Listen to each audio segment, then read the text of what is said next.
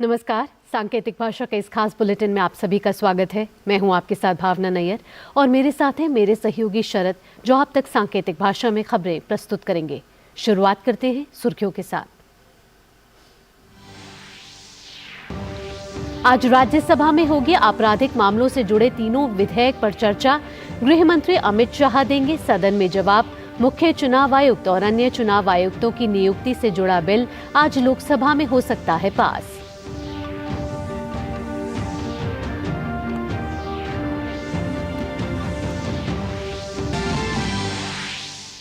लोकसभा से पारित नए आपराधिक कानून में पहली बार की गई आतंकवाद की व्याख्या। मॉब लिंचिंग जैसे जघन्य अपराध के लिए मिलेगी मौत की सजा। गृह मंत्री अमित शाह ने कहा, नए कानूनों का मकसद दंड के साथ न्याय सुनिश्चित करना है।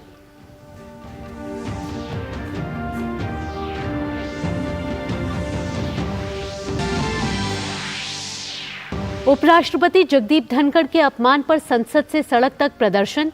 विपक्ष के व्यवहार की आलोचना। बीजेपी किसान मोर्चा का देशव्यापी प्रदर्शन आज।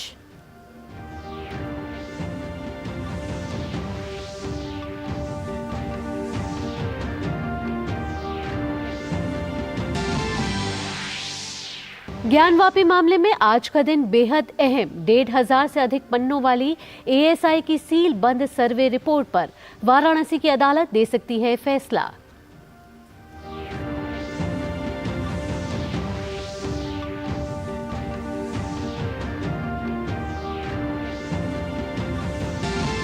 अंतर्राष्ट्रीय खबरों में हमास और मिस्र के बीच बिना किसी नतीजे के खत्म हुई वार्ता।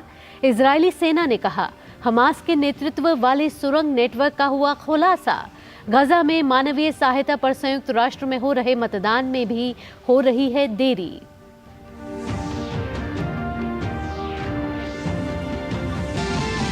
और खेल की खबरों में भारत दक्षिण अफ्रीका के बीच तीनों मैचों की वनडे सीरीज का अंतिम मुकाबला आज। तो वहीं भारतीय महिला क्रिकेट टीम आज से मुंबई में खेलेगी ऑस्ट्रेलिया के साथ एकमात्र टेस्ट मैच।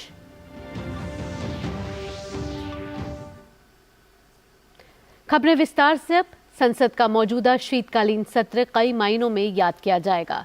कई ऐसे बिल पास हो रहे हैं जिनकी चर्चा लंबे समय से थी। उनमें से एक है आपराधिक मामलों से जुड़े 3 विधेयक, जो कल लोकसभा में पारित हो गए। आज राज्यसभा में इनकी बारी है। राज्यसभा में गृह मंत्री अमित शाह भारतीय न्याय संहिता 2023, भारतीय नागरिक सुरक्षा संहिता 2023 और भारतीय साक्ष्य विधेयक 2023 को चर्चा और पारित करने का प्रस्ताव रखेंगे।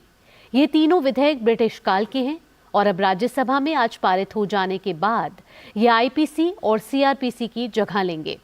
गृह मंत्री अमित शाह उच्च सदन में इन विधेयकों पर चर्चा के बाद जवाब देंगे। इससे पहले कल गृह मंत्री अमित शाह ने लोकसभा में कहा कि यह विधेयक गुलामी की मानसिकता को मिटाने के मोदी सरकार के संकल्प का हिस्सा है। तीनों विधेयकों के प्रावधानों को स्पष्ट करते हुए गृह मंत्री ने कहा कि आतंकवाद, संगठित अपराध और मॉब लिंचिंग जैसे गंभीर अपराधों को लेकर आज तक कानून नहीं बनाए गए। गृह मंत्री ने कांग्रेस पर भी निशाना साधते हुए कहा कि 70 साल तक इन जरूरी बदलावों की अनदेखी की जाती रही। इसके अलावा संचार मंत्री अश्विनी वैष्णव दूरसंचार विधेयक 2023 को चर्चा के लिए पेश करेंगे। संभव है कि आज ही ये बिल भी पारित हो जाए।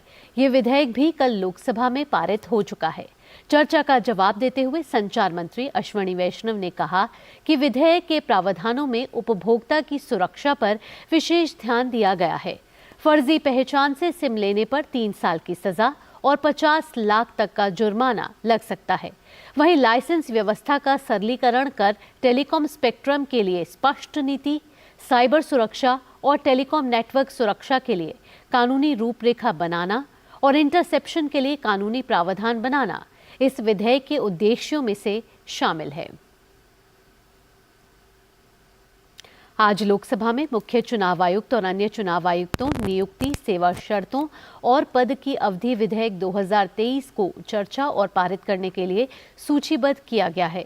इसके अलावा सूचना और प्रसारण मंत्री अनुराग सिंह ठाकुर प्रेस और आवधिक पंजीकरण विधेयक 2023 को चर्चा और पारित करने का प्रस्ताव रखेंगे। इस विधेयक के जरिए समाचार पत्रों, पत्रिकाओं और किताबों के पंजीकरण की प्रक्रिया को सरल किया गया है। राज्यसभा इन दोनों विधेयकों को पहले ही पारित कर चुकी है। आइए बढ़ते हैं अगली खबर की ओर। राज्यसभा के सभापति जगदीप धनखड़ की मिमिक्री यानी कि नकल उतारने का मामला गर्माता जा रहा है। संसद से लेकर सड़क तक प्रदर्शन हो रहे हैं। खुद उपराष्ट्रपति जगदीप धनखड़ ने कहा है कि वो इस संवैधानिक पद और कुर्सी का अपमान सहन नहीं करेंगे।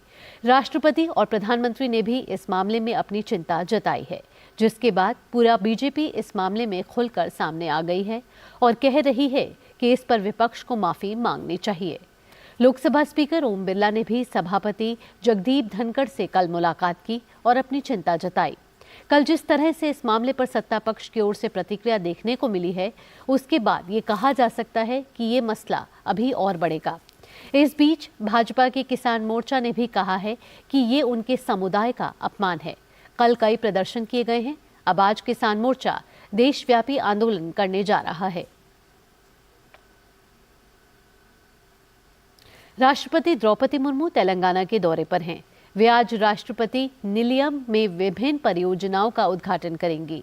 वहीं बुधवार की शाम राष्ट्रपति ने तेलंगाना के सिकंदराबाद में MNR शैक्षणिक संस्थान के स्वर्ण जयंती समारोह में वे शामिल हुए।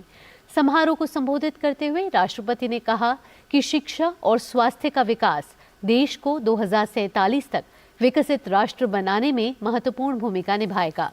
उन्होंने कहा कि महिलाओं की जरूरतों, स्वास्थ्य और शिक्षा क्षेत्र में वंचितों को प्राथमिकता में रखा जाए। उन्होंने ग्रामीण लोगों को स्वास्थ्य और शिक्षा प्रदान करने पर विशेष बल देने की आवश्यकता पर भी जोर दिया। उन्होंने कहा कि तेलंगाना की समृद्ध संस्कृति और परंपराएं दुनिया भर में प्रसिद्ध हैं और हैदराबाद के IT कर्मचारी सबसे अधिक मांग में हैं।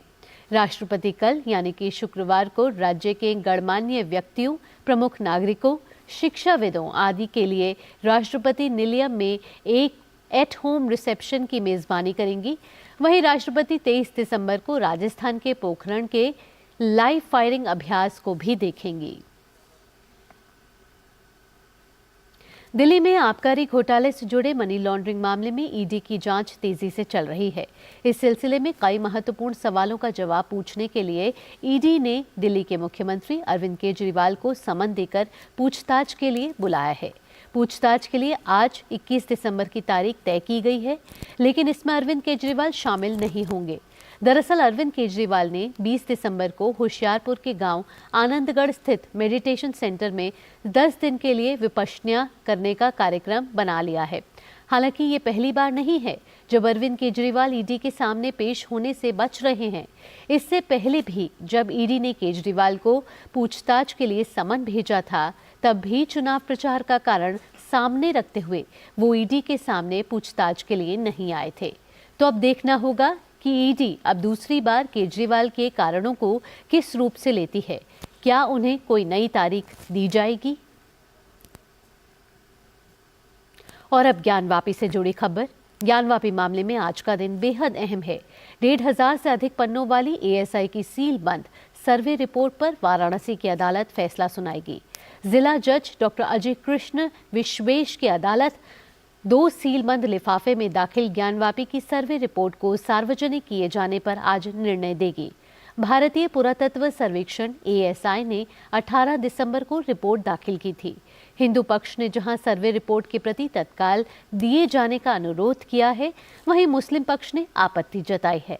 मुस्लिम पक्ष का कहना है कि रिपोर्ट की प्रति यह शपथ पत्र लेकर दी जाए कि वह लीक नहीं की जाएगी।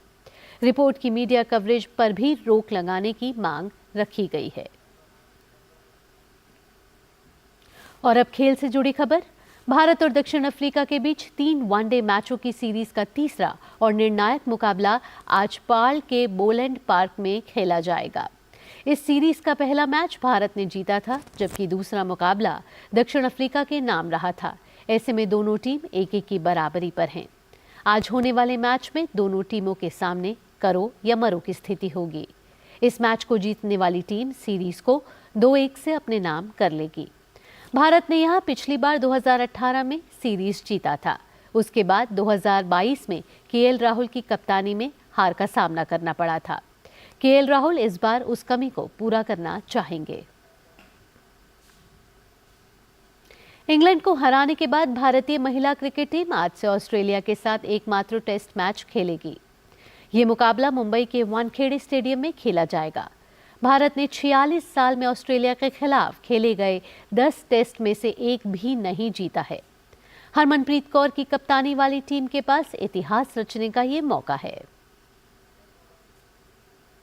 इस साल मिलने वाले खेल पुरस्कारों के लिए खिलाड़ियों के नामों का ऐलान कर दिया गया है। देश का सबसे बड़ा खेल सम्मान खेल रत्न बैडमिंटन की स्टार जोड़ी चिराग शेट्टी और सात्विक साईराज रेंकी रेड्डी को मिलेगा। 26 खिलाड़ियों को अर्जुन अवार्ड से सम्मानित किया जाएगा। इसमें भारतीय तेज गेंदबाज मोहम्मद शामी और पैरा आर्चर शीतल देवी भी शामिल हैं। ये पुरस्कार राष्ट्रपति भवन में 9 जनवरी 2024 को दिए जाएंगे। इसी के साथ इस खास बुलेटिन में इतना ही। मुझे और मेरे सहयोगी शरद के साथ हमारी पूरी टीम को दीजिए इजाजत। डीडी न्यूज़ पर खबरों का सिलसिला जारी रहेगा। नमस्कार।